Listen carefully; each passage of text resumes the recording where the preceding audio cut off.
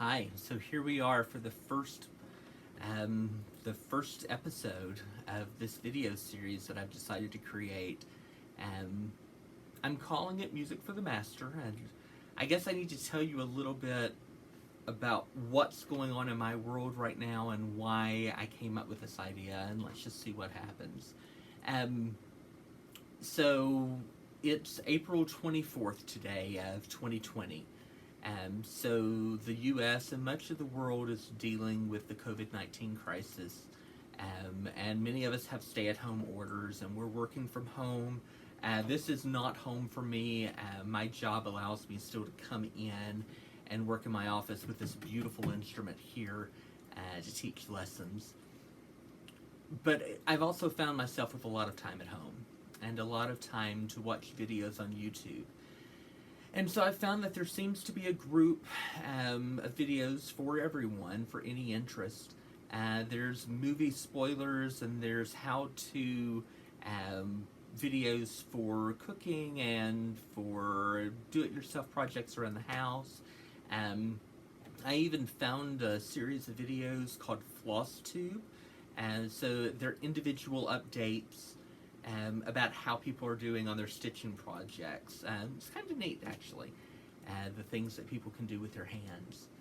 And so I started looking at things for church musicians and for pianists specifically. And what I found was that I can find a lot of videos of people actually playing, but I don't see a lot of just talking about the materials that are available to us and some of the issues we face. Um, and so I thought, what better time? I've been at this for a while as a pianist, so maybe I can help fill a niche. I can't talk today, but let's try anyway. Maybe I can fill a niche and see if we can help each other out a little bit. So I guess I should start by introducing myself. My name is Kenneth Freeman. I am here in Plainview, Texas, which, if you don't know where that is, you're not that different from the rest of the world. It's a small town up in the panhandle of western Texas. We're about halfway between Amarillo and Lubbock, a small town of about 25,000 people. I'm here because I work as the assistant professor of collaborative piano at Wayland Baptist University. Love my time here. I've been playing piano all my life and started playing in the church as a child of about 10. And I've played, it seems like, everywhere. So I've worked for churches in Arkansas, Tennessee, Southern California, and now in Texas. I say that I've worked for them, there's been a wide range of roles. Some of them have been paid positions as a pianist. Others have been volunteer positions.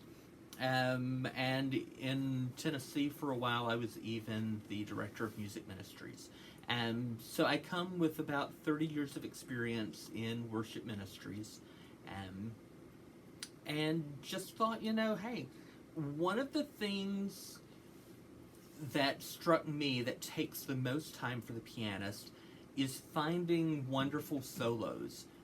There are so many books that are published every year full of arrangements. Even right back here on a shelf, that's just a portion of the stack that I'm working through right now for various things. And unless I'm full-time, I don't have time to read all of these, or to even really think about what's out there that I can use. So I thought that would be something kind of fun for me to do on this channel, to maybe focus on one volume of a work that I found that I love and highlight maybe 2 or 3 of the arrangements there, let you kind of know how difficult they are, a little bit about the character of the setting, and maybe introduce you to some arrangers that you're not familiar with. Today's, you'll definitely know who it is. In other weeks, we might talk about different techniques to help play this beast of an instrument. Um, Maybe we'll talk about how to read a lead sheet and what the difference is between Nashville numbers and Roman numeral analysis, and which one I prefer and why and how it works. So yeah, I really don't have a lot of direction on where we're headed, but I hope that some of you will help me out. Give me some ideas of topics you would like to discuss in the comment section down below. But I don't want to keep going for days without getting to some music. So the first volume that I want to talk about this week is one by one of my favorite arrangers. I have a few that I keep coming back to. This is Mark Hayes, and it's his Gospel Classics. It was published by Alfred. I think it said in 2003. Yeah, so 2003. There are a lot of features about this that I like. So one of the things that's a little unusual is that at the beginning and at the end, Mr. Hayes has provided performance notes for each piece, kind of letting you know what he was thinking about, what kind of characteristics he's looking for, and some of the issues that you really want to make sure you pay special attention to. Also in the back, he provides lyrics for each of the hymns included, and I find this really helpful. In this volume, most of them I know, and I knew I was fairly familiar with, but there were a couple that, from different traditions, from different denominations, I find that I'm not so familiar with this hymn. So, for instance, one that I'm running across a lot lately is Morning Has Broken. It's not in this volume, but in other works, and it's just a hymn that I don't know.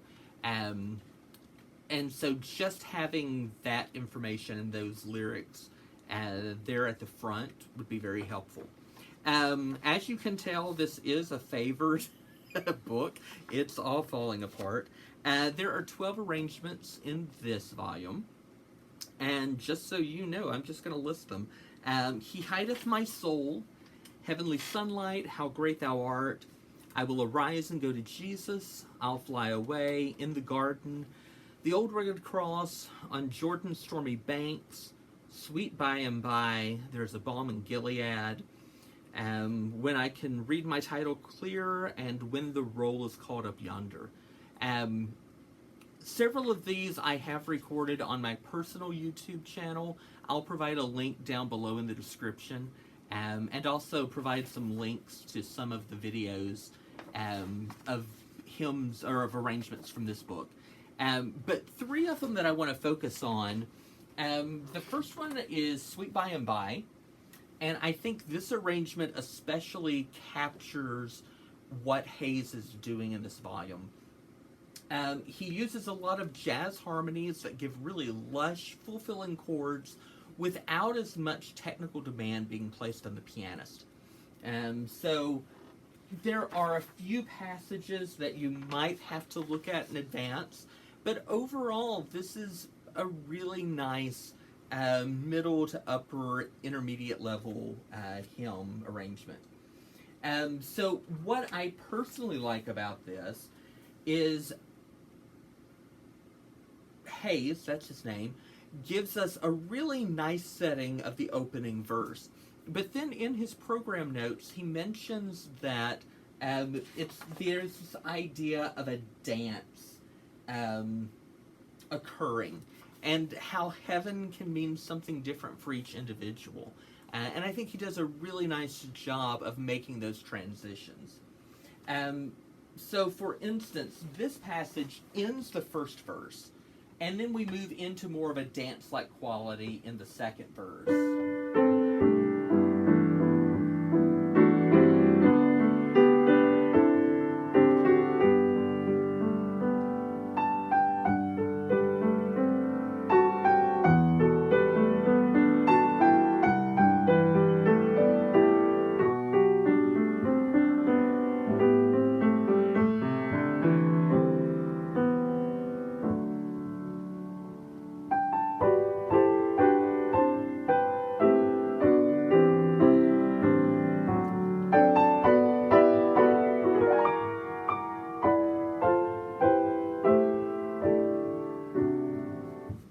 get the idea.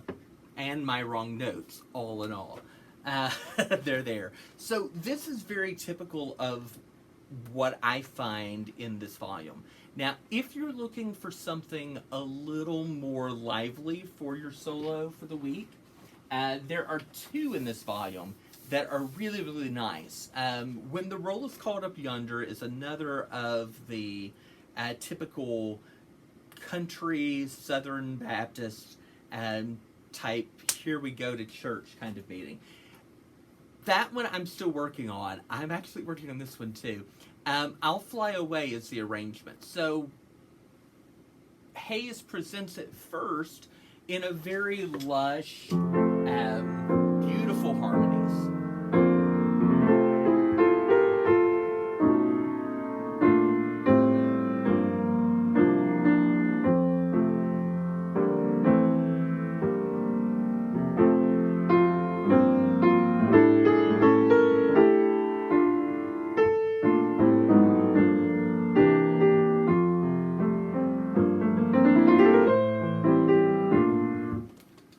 What we would typically expect, but then we suddenly get into this really cool ragtime-like arrangement.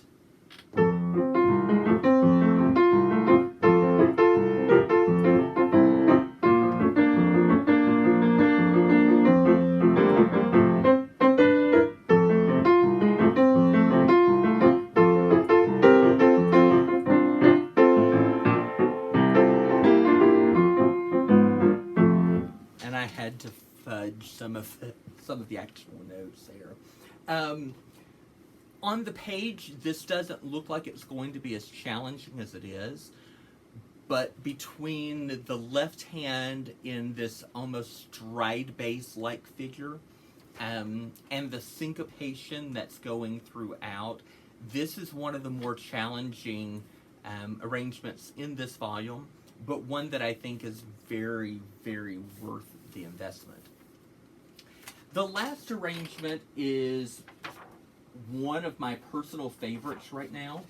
It is his arrangement of the classic The Old Rugged Cross. What I like about this arrangement is that from the beginning, Hayes uses a shift of modality.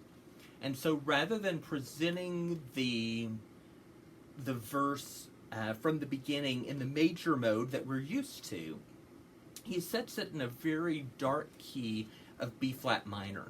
And so it immediately gives us some of the darkness and some of the torture of the crucifixion itself, but yet in a very soothing and lovely, hopeful type way.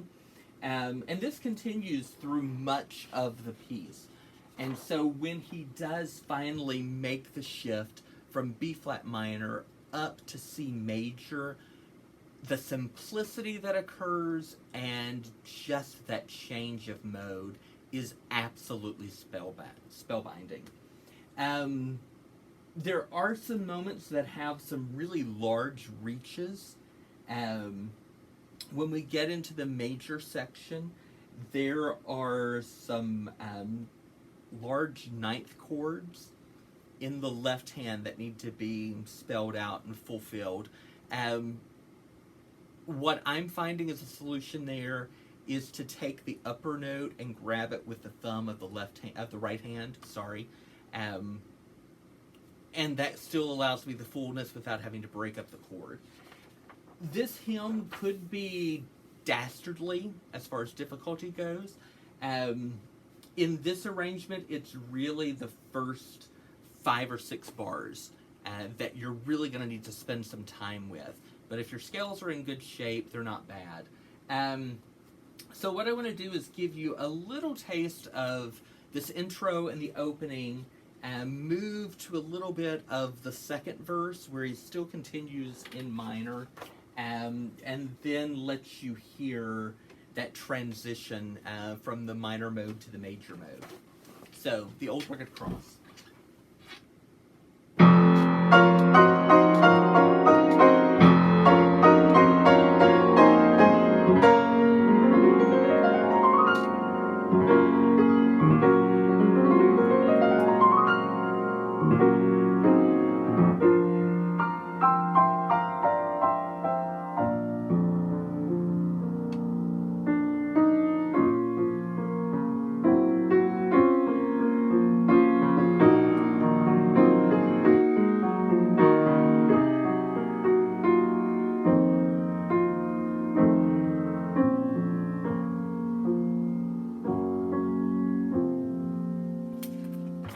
which continues into the second verse, and we get a little more activity.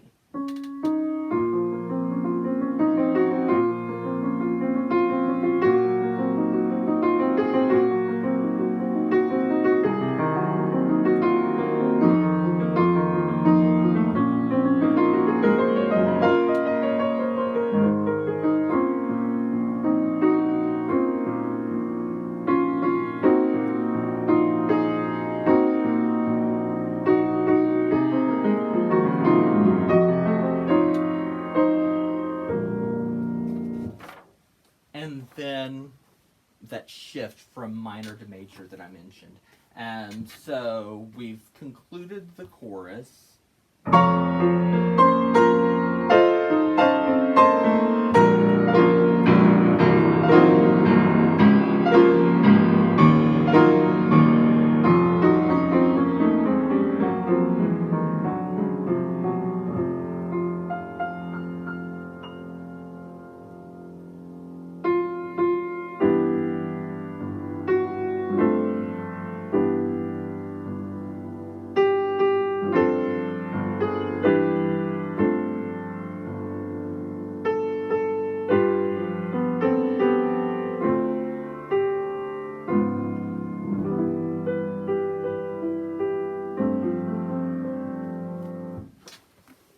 Absolutely beautiful. So down below in the description, I will include links to the videos that I've currently completed from this volume that are available on YouTube. I know that He Hideth My Soul and The Old Rugged Cross is there. There's also an arrangement of Sweet By and By that's out. So yeah, thanks for tuning in. I welcome your suggestions and your comments. I look forward to getting to know you, my fellow church pianist. I hope you have a blessed week.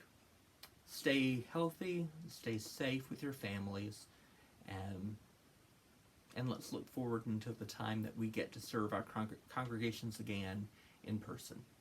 Be blessed.